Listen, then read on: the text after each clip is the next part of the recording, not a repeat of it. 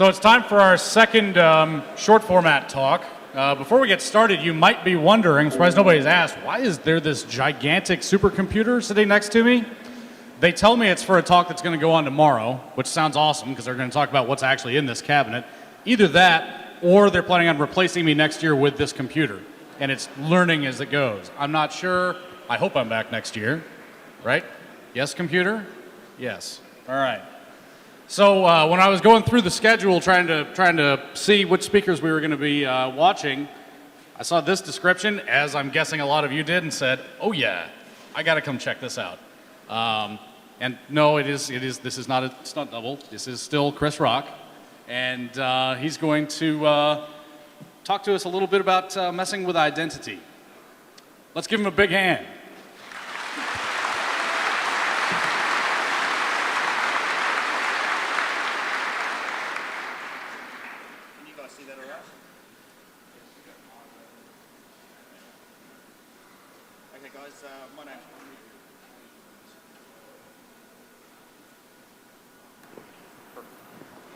Is that better? Cool. Okay guys, my name's Chris Rock. I'm not the black comedian, but it will explain the big audience that we have. Today I'm going to talk to you about the death industry, a morbid subject, I know, but I'll make it a little bit lighter and we'll talk about the birth industry. And then we'll make it a little bit more gloomy again, and I'll talk to you about how you can combine both of those, both death and the birth, to look at the vulnerabilities to actually make some money out of virtual people. Okay, this is a global problem that we have. This is not an American problem. This is not an Australian problem. I originally did my research on the Australian system, obviously adapted this presentation for an American audience, but it also works in other countries. I refer to this as an end-of-life vulnerability. It's not so much a vulnerability, it's just a fuck-up. And it's a global fuck-up. Okay, anyone with this knowledge can kill another person, multiple people, or even yourself. I have not contacted any vendor for fixes. This is a definition of irresponsible disclosure. So why did I research the death industry? I was watching the news one night and I noticed that a hospital in Melbourne, Victoria, Australia, where I'm from, announced the death of 200 patients. They sent out 200 death notices instead of 200 discharge notices. I thought, how could that possibly happen? They've obviously moved into the internet world where you can kill 200 off very quickly with a tick of the button on a mouse. So I then started looking into the death industry of Australia. Here is a global view of the death process, where when step one, someone dies, the doctor fills out, in America, called a certificate of death. They have 24 hours to fill out this certificate. This certificate contains details such as the cause of death, name of the victim, and next of kin. That document then passes down to the funeral director. The funeral director then has 7 days to dispose of the body. This is the same document in America. In Australia, it's 2 separate documents. Once those documents have been completed, it passes on to the registrar or Births, Deaths and Marriages department. Then they will issue the death certificate to the next of kin. So we're looking at in terms of a security process, we can see that we really need to compromise step 2 and step 3. So first step we're going to do is have a look at the doctor's component. Here's a traditional certificate of death. This is what you guys use in the States. The top part of the form is filled out by the funeral director, includes where the person's actually buried and the details of the victim. And the bit that we're looking at the moment is down the bottom of the document, which is the medical practitioner. The medical practitioner will fill out the details such as cause of death. In Australia, we've moved to an online system. Here's a snapshot of an internet accessible portal that doctors can use. You can see the doctor needs to put their name, first name, last name, licence number, and where they're from, and submit. Once they submit that form, then all the details of that form will be available to the doctor. In America, you're using a system called EDRS, Electronic Death Registration System. It was rolled out in 2005 and it's nearly rolled out to all states. So you're now moved online as well. When a doctor logs on now to fill a certificate of death, not paper-based anymore, they'll get a portal like this. Here's an example of the Californian EDRS. You can see there's some security protections there where there's a username and password required for the doctor. Here's an example of what EDRS looks like once the doctor's logged on. And you can see the sort of drop-down boxes which are pretty easy to fill out, such as autopsy details, place of death, next of kin details. This is a snapshot of the Californian system. One thing to note there you'll see was an autopsy performed. It's important to note that because when we talk about killing people later on down the track, and if you've selected life insurance policy, are you a smoker? Probably not a good idea in a life insurance policy to put I'm a smoker and then die of like a lung cancer stuff. You're not going to get your payout. They'll actually refuse to pay it out. Okay, EDRS is actually used for, I'll just use the acronym EDRS, is used for mass mortality surveillance. So here's an example of Hurricane Sandy in 2011, and you can see actually where the deaths occurred, obviously from drowning. The government love EDRS because it has the ability to get accurate death records quickly. So instead of waiting for a doctor to fill out that paper-based system with a signature, they can get death records very quickly. It also shows what the person died of. So this is important for when the government's planning resources, whether it be anti-cancer, whether it's kids wearing bike helmets, is to do search lookups to make it easier to fix. How does a doctor get access to EDRS? Or how does a hacker get access to EDRS? Here's a form that the doctor will fill out with the obvious details such as first name, last name, email address. You'll also see things like license numbers. This is a paper-based form, obviously. This just gets sent into the department.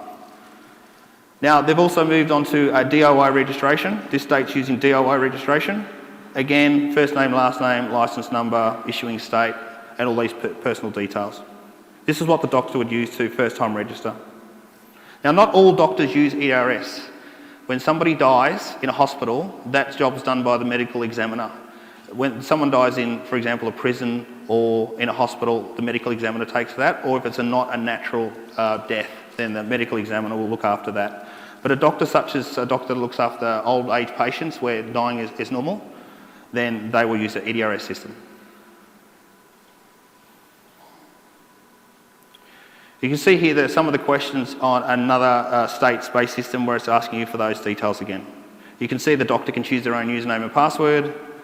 They can also choose the phone number and address details.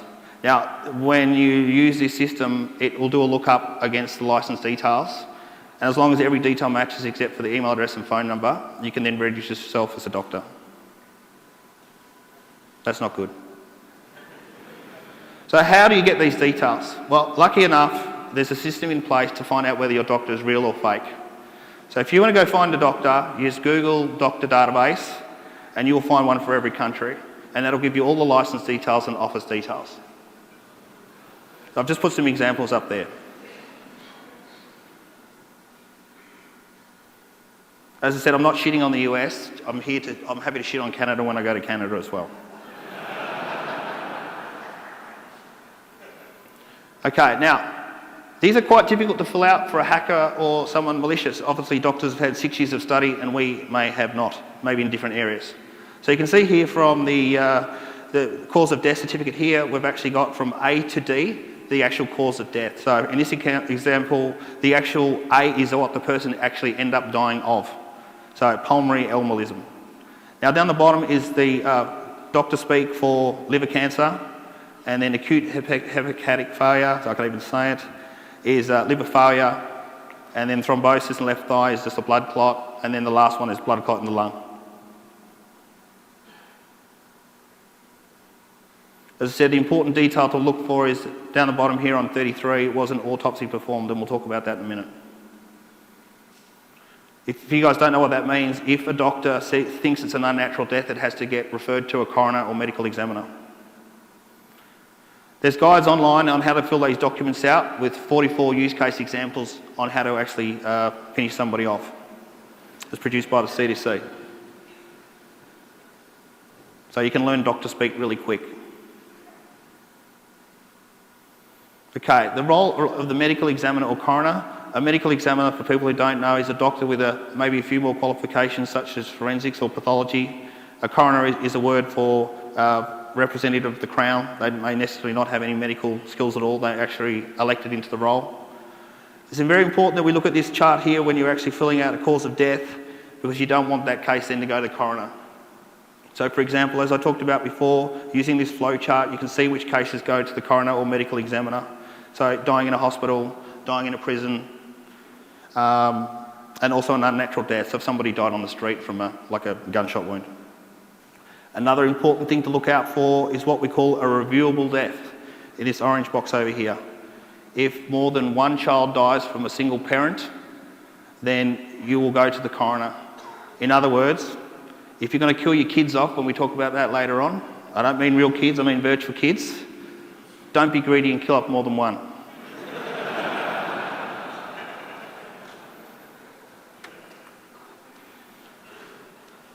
Okay, so that's the doctor bit of the EDRS facility.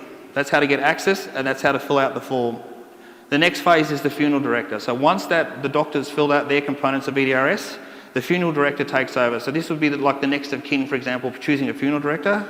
The funeral director will log on to EDRS and complete that form. Again, here's an example of the death certificate, and I've also, for the Australians, I've actually included a separate document called DRS, or Death Registration System. Australians use two separate documents, not a single one. So what we're looking at now is that top section of the document, the funeral director component. How does the funeral director get access? It's just very same. It's the same as the doctor. So they'll fill out all their details, license number again, first name, last name, desired username, and of course they have DIY registration as well. And there's an example of registering a new user as a mortuary practitioner. Now, where are you going to get the details of a licensed funeral director? Again, they're online as well. Just do a Google search on funeral directors in each state, and it'll give you details such as license numbers, office address, which is what you need to get EDRS registration access. Once the funeral director gets access onto EDRS, they can do things like obviously check the doctor's details that they submitted. They can work with the next of kin and also apply for burial permits. And if you have difficulty filling these out, there's an idiot's guide for funeral directors as well.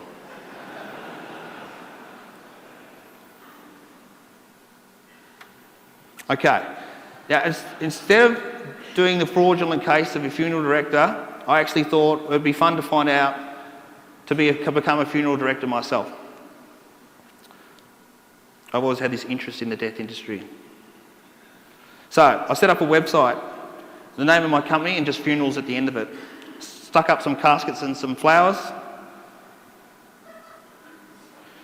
I applied online to become a funeral director.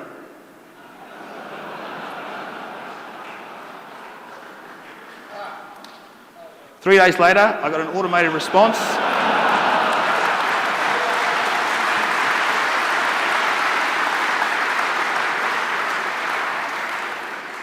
That I was a funeral director. No phone calls, nothing. Okay, so now I can register deaths. So in this case, for example, I was a little bit cheeky and I thought, oh, I'll kill Hugh Jackman off. You can see at the top of the box there, the deceased particulars, parents and sibling relationships, all that goes up the top. Now, if you're like me and you're a little bit lazy, you can kill multiple people off. This has an advantage when you want to kill a lot of people off really quickly. Okay, that's the Australian-based system. There's no point me talking about Australian-based system to an American audience. So here's some research on becoming a funeral director in the US. California, for example, you need an arts degree. In Colorado, you need nothing. In Nevada, it's $375, then you sit an exam. Now you might think, why would I go through all this process or headache when I could just use EDRS for death registration? The reason is, if you want to commit insurance fraud, it's easier if there's a tombstone sticking out of the ground to get that death insurance policy if there's an audit. In the UK, there's no licensing requirements either, so it's just as easy to kill somebody off in the UK.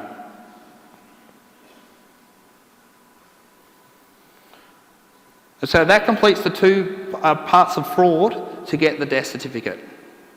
Once those documents are complete, or the online licence is complete, the register then just issues the death certificate. They'll then send that certificate to the next of kin.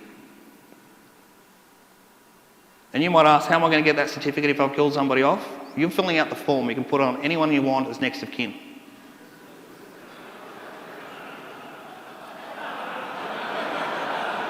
Now, I know it's not in good spirit to kill the host, but there's a death certificate of Jeff Moss.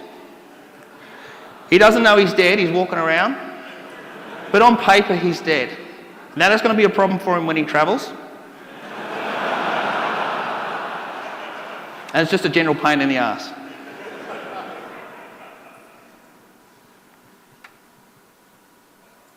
Okay, Jeff's dead.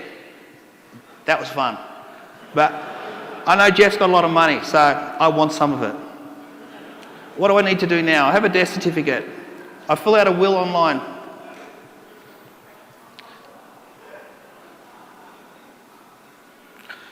Now, to be recognised as an executor of a will, you need to do something called probate petition. So that's saying to the court, I have a death certificate, I have a will, I want access to Jeff's accounts. It's just a document you send into the courts to say that I have the rights to shut this person down.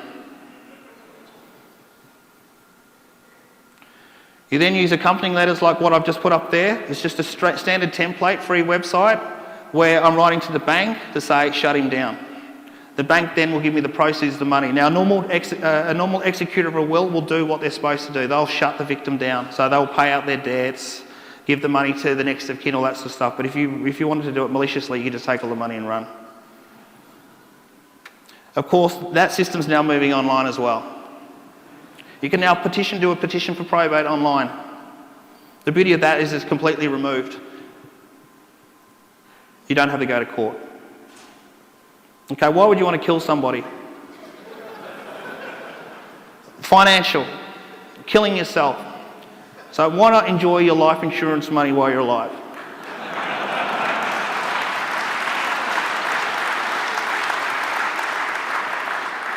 The other one is kill your parents. Parents are not dying as quick as they used to. And they're handing out money very slowly.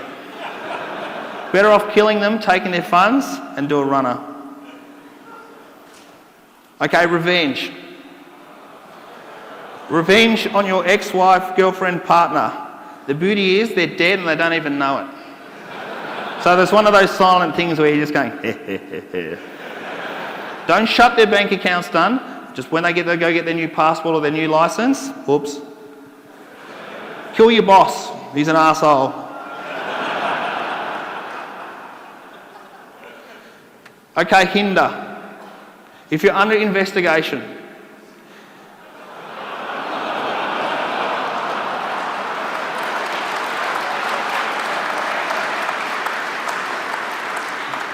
dead people find it difficult to travel.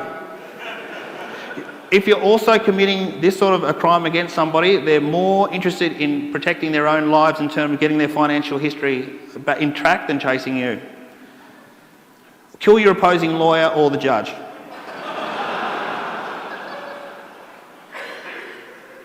Okay, this is a bit of a problem for the law because the law is not really ready for this stuff here. There's a case in 2013 where a legally dead man must stay dead even though he's alive. Donald Miller was declared dead in 1994. Deadbeat dad skipped out on his family. He was declared dead after missing for 5 years. Obviously his wife wanted to move on. He's not coming home. Now the 61-year-old has come back. He wants to be reinstated. The judge said, too late. I have a 3-year window to bring you back to life. The judge said, even though you're sitting in my courtroom in front of me, I can see you're alive, there's nothing I can do, you're dead. So you heard of someone being stateless, this one is bodiless. Okay, hopefully that plays all right. I put a video together of my first kill. It wasn't a clean kill. It's a bit like Dexter Morgan and Harry. I didn't have Harry in the back of my head saying you've got to kill this certain way. This is an Australian-based kill. I'm a bit worried it's going to play off to the side, so let's just have a look. It is too. Oh, here we go.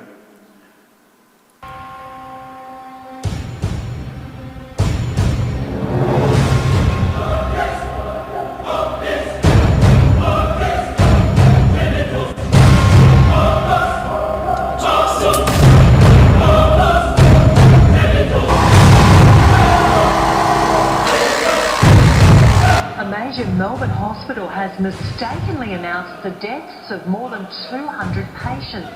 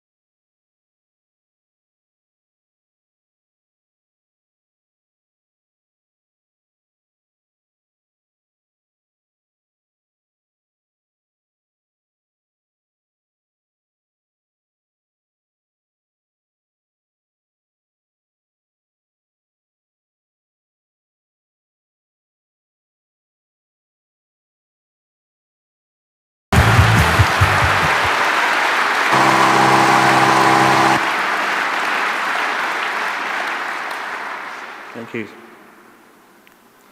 Okay. I've been given the wrap up, so I've got to go through this quickly, sorry guys. So now that we've killed somebody, what about birthing? It's nearly exactly the same process, it's actually easier. We don't need a funeral director, so we only need to commit fraud on one side. So step 1, baby is born. Step 2, the doctor and midwife fill out a form. And step 3 is where the parents fill out their details. Again, it goes to the registry and a birth certificate is issued. Here's a traditional paper-based certificate, half filled out by the doctor, half filled out by the parents. That's moving online too, referred to as EBR, or electronic birth registration. I've got an example of a Canadian one and an Australian one as well. There's a US one at the bottom there, link. Okay, again, for online birth registration in the US, it's the same as death. You just need to register yourself as a doctor or midwife using those online databases. Again, it's the same database. Once you log on as a midwife or doctor, it's just a matter of putting in the baby's details of where they were born. This is not identity theft, we're actually creating a new ID. So while the government make birth certificates stronger, that's actually better in our case. We're actually using a real birth certificate. This is not identity theft. So then I got the idea of, now that I can kill someone, now that I can actually born somebody or birth somebody, can I combine the two together to make some money?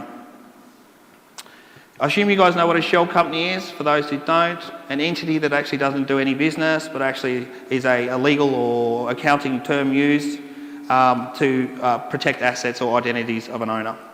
I saw an episode of The Blacklist where the concept of something called a shell company came up, which took that shell company a little bit further, where the shell company actually pays taxes, files annual returns, and builds up a credit rating. And why would you want to do this? Is to get around heuristics, used for money laundering or terrorist financing. So I thought, why can't I do the same with my baby? So I'll create a baby, good for a clean SSN, social security number, tax benefits, or take it a little bit further. I call it the virtual. The virtual will be able to have home loans, pay taxes, multiple life insurances, social media pages, and also do stock trading. Why would you want to do all this? You can borrow millions of dollars of money and then not pay it back. The most important one, a do-over identification. So if you really fuck up, get a new ID. Not a fake ID, a real ID. Again, life insurance policies. Do an online life insurance policy. When you've had enough of that baby, just kill it off and take the money. The one that I've really done some research in is buy leverage derivatives. So for those who've done currency trading before, you borrow lots of money, you bet the US dollar's going to go up or the euro's going to go up. If it goes up, you're rich. If it goes down, you're poor. So use two virtuals. One's going to be a winner, one's going to be a loser. The loser, you're bankrupt, you can put back on the shelf. Who cares? Also, obtaining firearms or getting drugs. Don't do it with your own ID, that's stupid. Do it with a virtual. It's just an extra layer of anonymity. So we all know how we protect ourselves for IP, payments and company. One step further, protect yourself and use a virtual ID.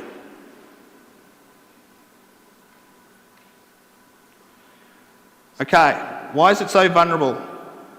Obviously the doctor and midwife, you saw the DIY portal, that's just shit. At least you guys have a portal, we don't even have one of those. Birth registration is exactly the same. They're a little bit behind on the EBR, but they're heading the same way as the EDRS. Also, having the physician's medical license numbers online, they need it because if you're a doctor and you're getting a job at another hospital, you need that information to check whether you're actually a registered doctor or not, but not using those as the identifiers. The funeral director, as you've seen, there's no licensing or basic funeral licensing around the world. And again, they're using DIY service portals. Okay, why is it Swiss cheese? The government want accurate, centralised birth and death records. Believe it or not, there's birth and death records have actually been lost in smaller registries through fire or flood. EDRS fixes all this. It's centralised, and you don't have to put up with doctors' handwriting. Everything is accurate. Okay, so the government is struggling to have, believe it or not, babies being registered. Where my hometown, about 2.5% of all babies are not registered for whatever reason, whether they be remote people or disadvantaged people or on drugs. They get this estimate of the 2.5% based on when a kid starts school at age 5, they need a birth certificate. So they do a retrospective birth certificate. And you might think, who cares? It's important to note that you can take 5 years off your shelf, baby, by registering a bit later on in life.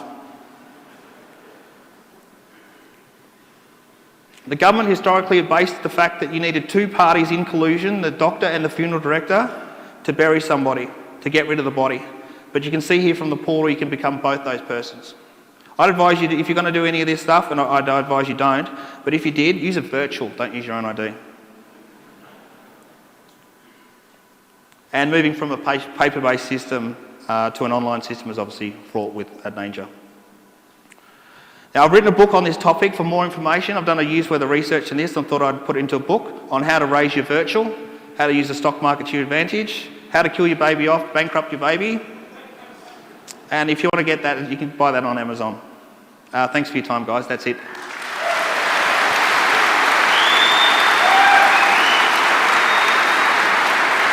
Thank you. Very nice. Thanks, mate. Thank you. I should have thrown you off before. I was having too much fun. No, good on you, mate.